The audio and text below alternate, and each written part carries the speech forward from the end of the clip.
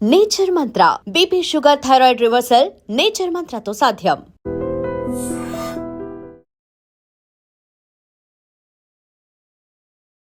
నమస్తే, welcome to I Dream talking point with కవిత.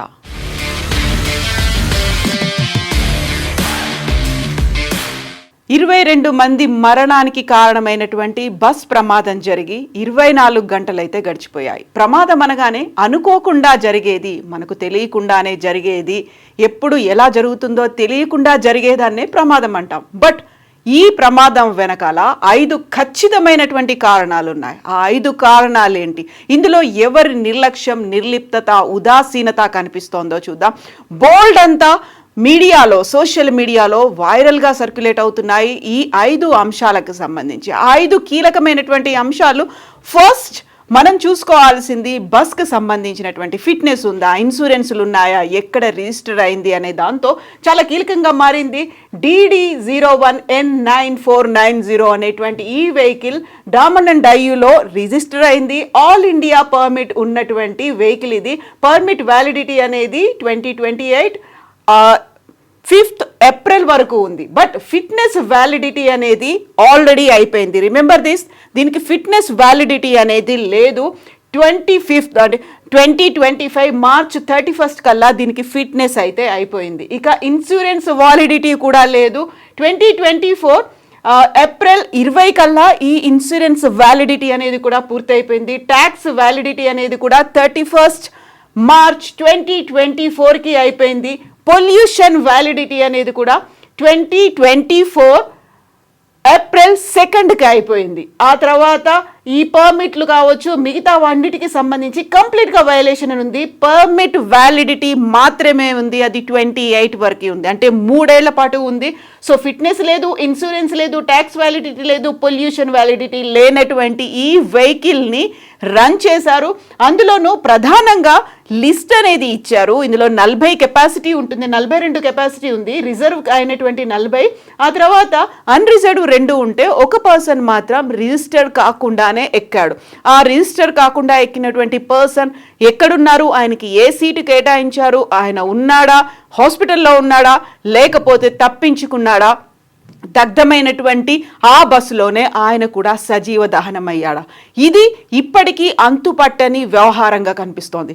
ఇది first నిర్లక్ష్యం అనేది. ఇక్కడ వేమూరి కావేరీ ట్రావెల్స్ ఏం చెప్తుంది, వాళ్ళు ఇచ్చేటువంటి సంజాయిషీలు, సమాధానాలు ఎలా ఉంటాయి అనే దాంతో పాటుగా ఆర్టీఏ ఏం చేస్తోంది. యాక్చువల్గా ఈ బస్ మీదే ఇప్పటికీ 26 కేసులు అనేవి ఉన్నాయి. 16 చలాన్లు ఉంటే 26,000 రూపాయల ఫైన్ అనేది ఉంది. దాన్ని ఎందుకు పట్టించుకోలేదు? ఇన్ని రకాల ఫెయిల్యూర్స్ అనేవి కనిపించినప్పుడు ఆ చలాన్ల విషయంలో కూడా అది కూడా ఓవర్ స్పీడ్ అనేది ఉంది, నెగ్లిజెన్సీ ఇన్ డ్రైవింగ్ అనేది ఉంది, నో పార్కింగ్ జోన్లో కూడా ఆయన డ్రైవ్ చేస్తూ వెళ్ళారు. ఇవన్నీ ఉన్న తర్వాత ఎందుకు పట్టించుకోలేదు? ఎక్కడ మానిటరింగ్ లోపం ఉంది? అందులోనూ బార్డర్స్ అనేవి తెలంగాణలో స్టార్ట్ అయ్యి ఆంధ్రప్రదేశ్ నుంచి కర్ణాటకకు వెళ్ళి 3 రకాల స్టేట్స్ ఇందులో ఇన్వాల్వ్ అయ్యి ఉన్నప్పుడు అది కూడా డామినెంట్ అయ్యి నుంచి వచ్చింది. ఇక్కడ నేషనల్ పర్మిట్ అనేది ఉంది, మొత్తం దేశవ్యాప్తంగా తిరిగేటువంటి పర్మిషన్ అనేది దానికి ఉన్నప్పుడు, ఇన్ని రకాల ఫెయిల్యూర్స్ ఉన్నప్పుడు అది రోడ్ల మీద ఎలా తిరగగలుగుతోంది అనే దాంతో పాటుగా ఇక పర్టికులర్గా మాట్లాడుకుంటోంది డ్రైవర్కి సంబంధించి. మిరియాల లక్ష్మయ్య దీన్ని డ్రైవ్ చేశారు. యాక్చువల్గా సో మిరియాల లక్ష్మయ్య ఈ బస్కి డ్రైవర్గా ఉన్నారు. ఈ బస్సులో ఆల్రెడీ సెకండ్ డ్రైవరు ఉన్నారు, ఒక అసిస్టెంట్ కూడా ఉన్నప్పటికీ మిరియాల లక్ష్మయ్యకు ఉన్నటువంటి ఎక్స్పీరియన్స్ మీద, ఆయనకు వచ్చినటువంటి సర్టిఫికేట్ మీద కూడా, డ్రైవింగ్ లైసెన్స్ మీద కూడా ఇప్పుడు అనుమానాలు వ్యక్తం అవుతున్నాయి. సో ఇది కారణం నెంబర్ 2గా మనం చెప్పుకోవచ్చు. హెవీ వెయిట్ ఉన్నటువంటి వెహికల్స్ని రన్ చేస్తున్నప్పుడు వాళ్ళకి మినిమం ఎడ్యుకేషన్ క్వాలిఫికేషన్ అనేది 8th క్లాస్ వరకు చదివి ఉండాలి. బట్ మిరియాల లక్ష్మయ్య కేవలం 5th క్లాస్ మాత్రమే చదివారు. 10th క్లాస్కి సంబంధించి ఒక దొంగ సర్టిఫికెట్ని ఆయన పెట్టాడు అనేటువంటి వార్తతో పాటుగా 2014లో ఈ మిరియాల లక్ష్మయ్య లారీ డ్రైవర్గా పనిచేసినప్పుడు అప్పుడు కూడా ఓవర్ స్పీడ్తో క్లీనర్ మరణానికి కారణమయ్యాడు, ఆయన ఆ కాలంలో జైలుకు కూడా వెళ్ళొచ్చాడు అనేటువంటి మాట కూడా ఇప్పుడు వినిపిస్తోంది. సో మిరియాల లక్ష్మయ్యకి 10th క్లాస్ ఒక ఫేక్ సర్టిఫికెట్ ఇవ్వడంతో పాటుగా వేమూరి కావేరీ ట్రావెల్స్ బస్సులో ఈయన ఎప్పటి నుంచి డ్రైవర్ డ్రైవర్గా వర్క్ చేస్తున్నాడు అనేది కూడా కీలకంగా మారింది. ఇక థర్డ్కి సంబంధించి చూస్తే శివశంకర్ ఆ బైకర్ గురించే మొత్తం అంతా మాట్లాడుకుంటున్నారు. బైకర్కి సంబంధించి ఇప్పుడు మనం చూస్తే మనకి యాక్సిడెంట్ జరిగింది 24th, అంటే అక్టోబర్ 24th జరిగింది. ఆయన పెట్రోల్ పంప్ దగ్గరికి వచ్చి పెట్రోల్ కొట్టించుకోవడానికి వచ్చినప్పుడు ఆ పల్సర్ బైక్ తీసుకొని వచ్చాడు. ఆ టైం కూడా చూస్తే 2:23, అంటే ఎర్లీ అవర్లో ఆయన పెట్రోల్ కొట్టించుకోవడానికి వచ్చాడు. అక్కడ చాలాసేపు వెయిట్ చేశాడు. తనతో పాటుగా ఇంకొక పర్సన్ కూడా వచ్చి ఉన్నాడు. కాకపోతే ఆ పర్సన్ ఏమయ్యాడు అనే దాంతో పాటుగా అక్కడ ఆ టైంకు ఎవరు పెట్రోల్ కొట్టడానికి లేకపోవడంతో ఇద్దరూ కలిసి వెనక్కి వెళ్ళిపోయారు. వెళ్ళిపోయిన తర్వాత ఒక పర్సన్ మాత్రం వచ్చాడు. వచ్చినప్పుడు కూడా ఆయన ప్రాపర్గా నడవలేదు అనేటువంటి మాట, అంటే ఆయన ఏదో మద్యం మత్తులో ఉన్నాడేమో అని. దాంతో పాటుగా ఆయన వెహికల్ని తీసుకువెళ్ళడం కూడా, తన బైక్ని తీసుకెళ్లడంలో కూడా అనుమానాలు కనిపిస్తున్నాయి. సో బైక్ని పెట్రోల్ బంక్ నుంచి బయటికి తీసుకెళ్తున్నప్పుడు కూడా ఆయన వ్యవహరించినటువంటి తీరు మీద అది డౌట్ఫుల్గా ఉంది. సో ఇద్దరూ కలిసి వెళ్ళిపోయారు, ఒక్కడే తిరిగి వచ్చాడు. అది కూడా 2:22 వచ్చిన తర్వాత 2:23 తను తన బైక్ దగ్గరికి మళ్ళీ తిరిగి వచ్చాడు. వెళ్ళేటప్పుడు కూడా ప్రాపర్గా బైక్ని హ్యాండిల్ చేయలేకపోయాడు. రివర్స్ తీసుకొని వెళ్ళాలి అంటే సాధారణంగా ఇలాంటి పద్ధతిని ఎవరు యూస్ చేయరు. ఆ పద్ధతి చేశాడు. ఆ తర్వాత స్టార్ట్ చేసుకొని వెళ్ళినప్పుడు కూడా ఆ వెహికల్కి సంబంధించి హ్యాండిల్ చేయలేకపోయాడు. ఆయన ఏమైనా మద్యం మత్తులో ఉన్నాడా, శివశంకర్ మద్యం మత్తులో ఉన్నాడా అనే దాంతో పాటుగా ఆ వెహికల్, తను పల్సర్ వెహికల్కి సంబంధించి ఫ్యూయల్ ట్యాంకర్ కూడా బస్ కింది భాగంలో ఇరుక్కుపోయింది. పేలిపోయిన సంఘటనలో ఈ ట్యాంకర్ అనేది కూడా, ఫ్యూయల్ ట్యాంకర్ అనేది కూడా అందులో ఇరుక్కుపోయి ఉంది. ఫ్యూయల్ అది బ్లాస్ట్ అవ్వడానికి కూడా ఈ పల్సర్ వెహికలే కారణం నెంబర్ 3గా దీన్ని చెప్పుకోవచ్చు. సో శివశంకర్ ఆ టైంలో 2:24 ఆయన స్టార్ట్ అయ్యాడు ఇక్కడ నుంచి అనేది మనకు వీడియో ఫుటేజ్ తెలుస్తోంది. సో ఆ టైంలో అంటే మనకి ఇన్సిడెంట్ జరిగింది 3:30 అన్నప్పుడు ఆ పెట్రోల్ బంక్లో నుంచి అక్కడికి ఇన్సిడెంట్ జరిగినటువంటి చిన్న టేకూరు దగ్గరికి రావడానికి ఎంత సమయం తీసుకున్నాడు? గంట పట్టిందా ఏంటి? 2024కి ఆయన బయలుదేరి వెళ్ళాడు. అది కారణం నెంబర్ 3గా కనిపిస్తోంది. ఇక కారణం నెంబర్ 4 అనేది చూస్తే 234 సరికొత్త మొబైల్స్ అనేవి ఇందులో కనిపిస్తున్నాయి. యూజువల్గా అది ప్యాసింజర్ ట్రావెల్ కోసం ఉపయోగపడినప్పటికీ కార్గో లాగా కూడా ఇక్కడ కేవలం ప్యాసింజర్స్ లగేజ్లు పెట్టాల్సినటువంటి ప్లేస్లో ఇక్కడ నుంచి ఒక ట్రాన్స్పోర్ట్ కోసం బయటి ప్రాంతాలకు వెళ్ళడానికి కార్గో లాగా కూడా ఉపయోగిస్తుంటారు. అందులో 234 న్యూ సెల్ ఫోన్స్ అనేవి ఉన్నాయి. దానిని రియల్మీ కంపెనీకి చెందినటువంటి ఫోన్లని బాక్సుల్లో మంగనాథ్ అనే వ్యాపారి ఆ బస్సులో దాన్ని లోడ్ చేశారు. అక్కడ నుంచి బెంగళూరులో ఉన్నటువంటి ఫ్లిప్కార్ట్కి వెళ్లాల్సి ఉంది. 234 న్యూ మొబైల్స్ అనేవి ఇక్కడ వెహికల్లో పెట్టడం, అదే బస్సులో పెట్టడం, దానివల్ల కూడా అందులో ఉన్నటువంటి బ్యాటరీ పేలిపోవడం, 1 కాదు 2 కాదు 234 న్యూ మొబైల్స్, అందులో ఉన్నటువంటి బ్యాటరీలు పేలిపోవడం కూడా కారణమైంది. యాక్చువల్గా 46 లక్షల రూపాయల విలువైనటువంటి 234 రియల్మీ మొబైల్స్ దీనివల్ల కూడా పేలింది అనేది ఒక 4వ రీజన్గా చెప్పుకోవచ్చు. ఇక 5th రీజన్ అనేది చూస్తే కంప్లీట్గా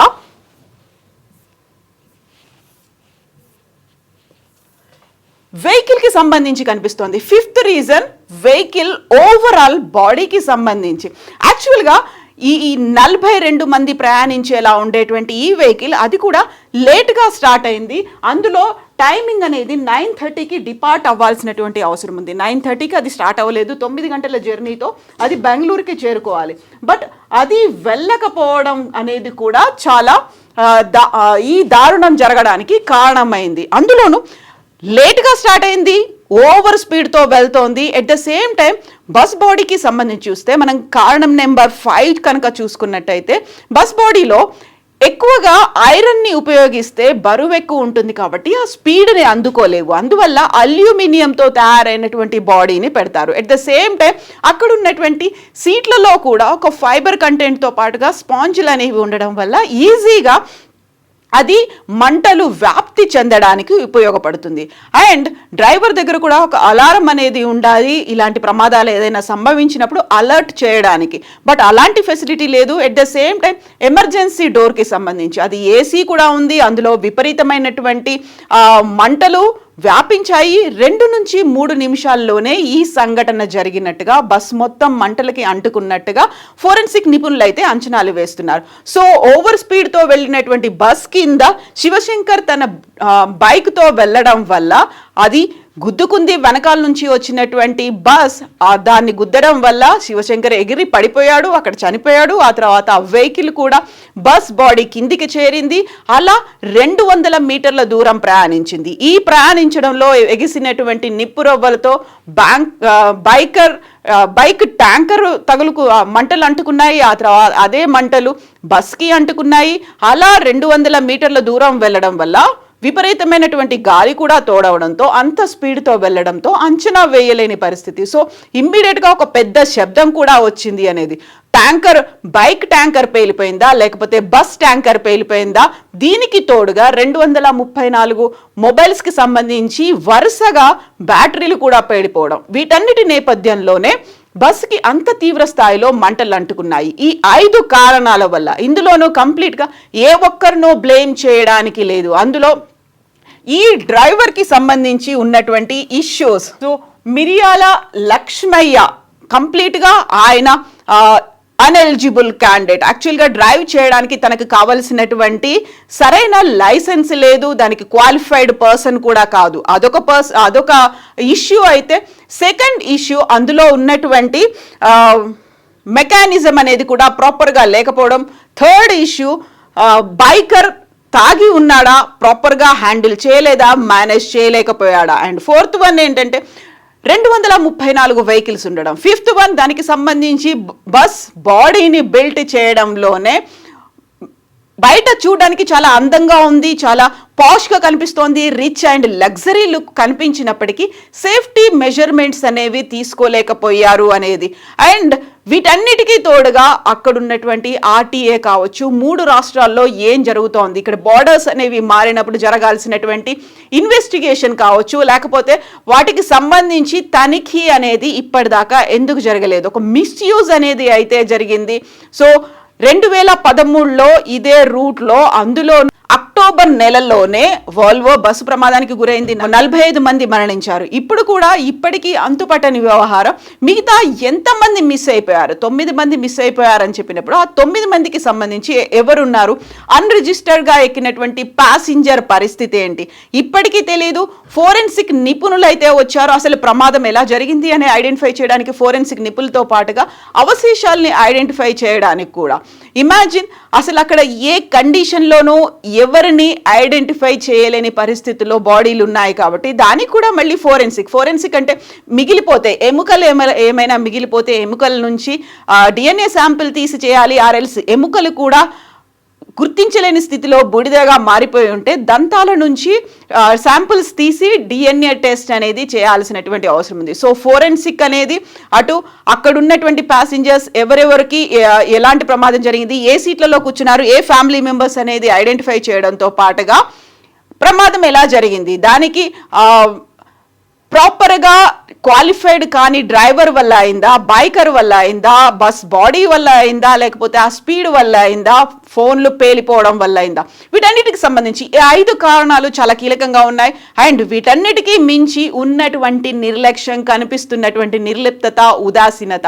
దాదాపుగా 26,000 ఫైన్లు అనేవి చలాన్ల రూపంలో ఉంటే బండిని ఎందుకు సీజ్ చేయలేకపోయారు? ఆల్ ఇండియా పర్మిట్ అయితే ఉంది, కాకపోతే డామన్ అండ్ డయ్యూలో అక్కడ రిజిస్టర్ అయినటువంటి వెహికల్ని ఇక్కడ ఎలా తిప్పగలుగుతున్నారు? అందులోనూ అన్ని రకాల ఫిట్నెస్ వ్యాలిడిటీలు, ఇన్సూరెన్స్లు, ట్యాక్స్ వ్యాలిడిటీలు, పొల్యూషన్ అనేది కూడా లేనప్పుడు అది ఇన్నేళ్లుగా ఎందుకు తిరుగుతోంది? 2024లోనే, అంటే ఆల్మోస్ట్ 1.5 ఇయర్గా దానికి ఫిట్నెస్ లేకపోయినప్పటికీ తిరుగుతోంది అంటేనే నిలువెత్తు నిర్లక్ష్యం కళ్ళ ముందు కనిపిస్తోంది. దానికి సజీవ సాక్ష్యం దహనం అయిపోయారు.